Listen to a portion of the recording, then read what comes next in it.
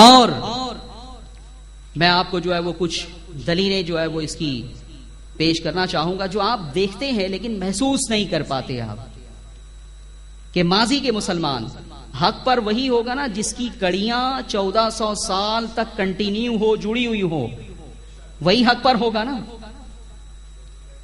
اور جو بعد میں پیدا ہوا ہوگا اس کی کڑیاں جو ہے وہ ماضی سے نہیں ملیں گی. میں اس کی مثال آپ کو دوں کہ چاہے علماء دیوبند ہو، چاہے علماء اہل حدیث ہوں، حال یہ ہے کہ یہ دونوں کسی بھی قبر پر، کسی بھی بزرگ کی قبر پر گنبد بنانے کو حرام قرار دیتے ہیں.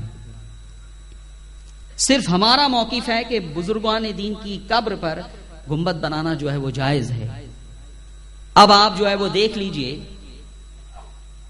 کہ خود مدینہ منورہ میں رسول اکرم صلی اللہ علیہ وسلم کی قبر انور پر گنبد بنا یا نہیں؟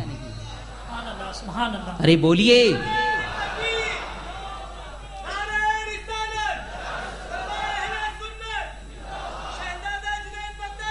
اگر گنبد بنانا حرام ہے تو اس دور، یہ کب بنا ہے گنبد خضرا؟ تقریباً 700 سال ہو چکے ہیں، 7 صدیاں گزر گئی ہے.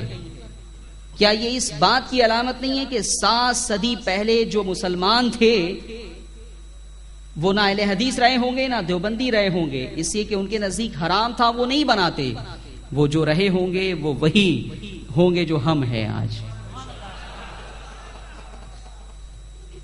بے شمار بزرگان دین کے مزارات پر گنبد بنا ہوا ہے.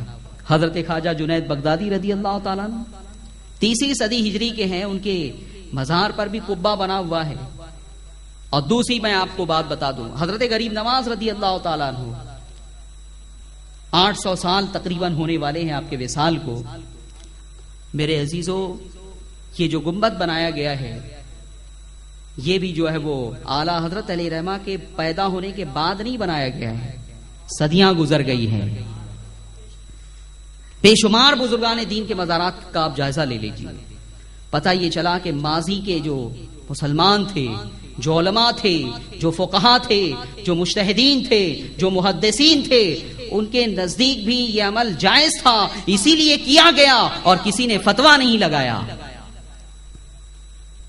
اس کے بعد ہندوستان میں آپ جو ہے وہ مغلوں کا جائزہ لے لیں، صدیوں حکومت کی ہے.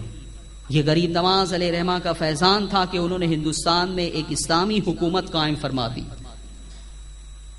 اسلامی حکومت قائم فرما دی شمس الدین التمش کے ذریعے سے، اور صدیوں تک وہ باقی رہی. لیکن ان کا عقیدہ کیا تھا؟ سلطان شمس الدین التمش ہندوستان کا یہ پہلا تخت و تاج کا مالک خود غریب نواز علیہ رحمہ کا مرید تھا. جو لوگ اپنے آپ کو اہل حدیث کہتے ہیں ان کے یہاں پیری مریدی بھی جو ہے یہ حرام ہے، بدعت ہے، پورا تصوف بدعت ہے ان کے یہاں. اور اس کے بعد دیوبندیوں کے یہاں پیری مریدی کی گنجائش ہے، اب وہ کرتے بھی ہے. لیکن میں یہ کہتا ہوں کہ سلطان شمس الدین التمش کا آپ جائزہ لے لیجئے، آپ یہ محسوس کریں گے کہ سلطان شمس الدین التمش بھی پکے بریلوی تھے. اس کے بعد آگے بڑھیے،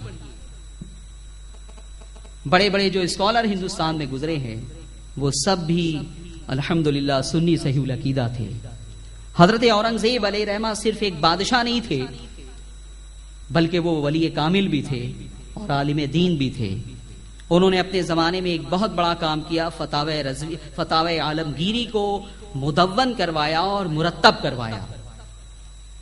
اپنے دور کے بڑے بڑے علماء اور فقہا کو جمع کیا، ان کا ایک بورڈ بنایا، اور بورڈ بنانے کے بعد انہیں حکم دیا کہ تم فقہ حنفی کی ایک جامع کتاب جو ہے وہ مرتب کر دو جو مسائل کے اوپر مشتمل ہو.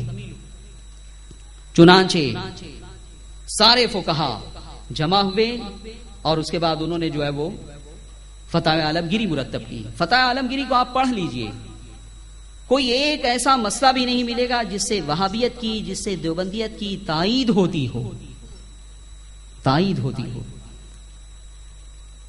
حضور علیہ الصلوۃ والسلام کی بارگاہ میں ہاتھ باندھ کے کھڑے رہنا قبر نبی کے سامنے، سلفیوں کے نزدیک تو یہ بالکل حرام ہے، شرک تک کہتے ہیں وہ. لیکن فتاوی عالمگیری میں لکھا ہے کہ حضور کی بارگاہ میں جب کھڑے ہوں تو یقفو کما یقفو فی الصلاۃ، اس طرح سے کھڑے ہو جس طرح سے نماز میں کھڑے ہوتے ہیں.